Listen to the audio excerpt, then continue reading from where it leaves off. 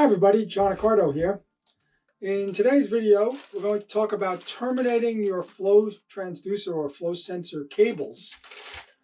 When you receive your cables with your new flow meter, whether it be an FS230 or if you still have an old FUS 1010 meter, they come in a pouch with the label of the part number of the appropriate length that you ordered with your meter.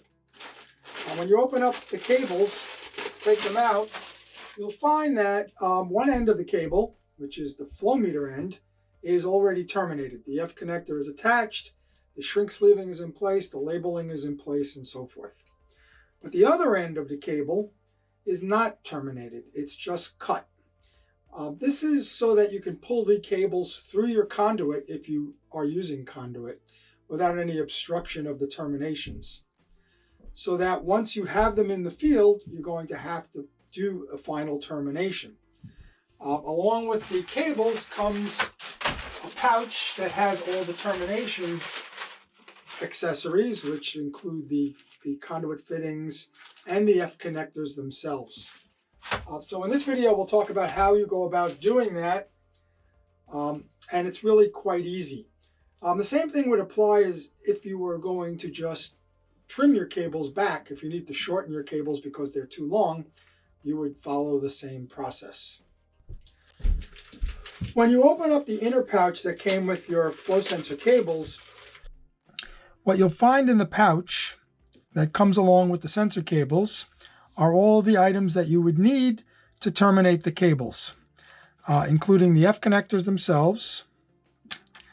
There'll be a variety of shrink sleeves, labeling that has the part number of the cable, and individual up and down labels so that you can label your cables upstream or downstream.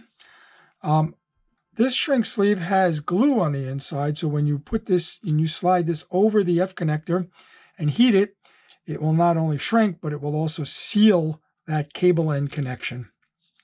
And of course, the connection directly to the flow sensor itself, the compression fitting that will screw on to the flow sensor. It will actually allow you to screw the cables and create a seal to the transducers themselves once the cable is terminated. So we'll step by step through this process on how you go about doing this. Also, just one note of caution. These cables are RG62AU. They are 93 ohm cables. So if for any reason the cables were too short and you needed longer cables, you can't just run out to the local big box store and buy RG59 cable, which is what they will sell as coax. That's cable TV cable, and that's 75 ohm, and it will not work with your flow sensors. So if you did, for any reason, need longer cables or needed to extend your cables, you need to use the RG62. So you can either track those down online or you can order them, obviously, from Siemens. When you're doing your cable terminations, the only tools that you'll need is a coaxial cable stripper, which looks like this. You can pick that up in an electronics store or buy it online. And a pair of wire cutters, small pair, just to trim any extra length of cable that you might have. To begin terminating your cable, start by sliding on some of the shrink sleeves. The first one that would go on would be the part number identifier, should you choose to use it. And then either the upstream or downstream shrink sleeve. Make sure it's the same as the other end of the cable so that it matches. After that, you want to slide on your compression fitting and your seal for the cable. So those are all staged now. And then you can put on your glued shrink sleeve tubing. So now take your coaxial stripper and slide the cable through it right to the edge of the lip of it, and then spin it. Just spin and spin, and you'll feel it cutting through the wire until it spins freely.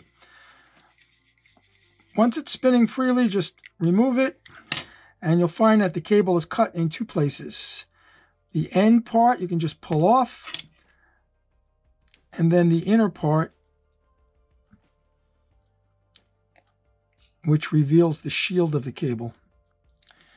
When you're done stripping off the outer and inner insulation, it should look like this. You should have about 3/4 of an inch of copper wire sticking out, and then the outer shield should be wrapped around the outside of the inner insulator and square cut to it. And there's no stray wires, no stray strands of the outer shield hanging loose anywhere. And if there are, you can just cut them with your wire cutter.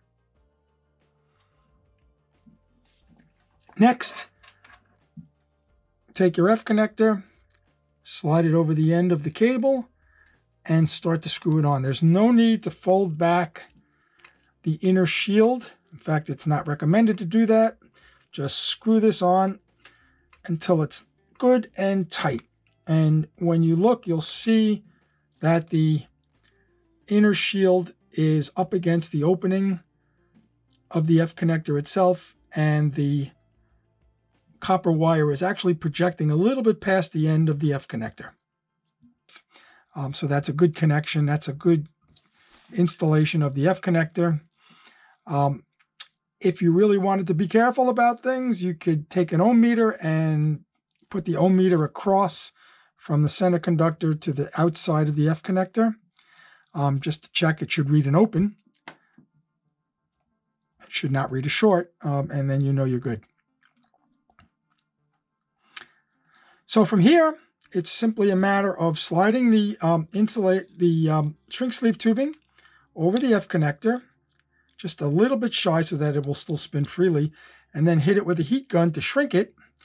And at the same time, that heat will release the glue, and that will create a seal between the F connector and the wire itself.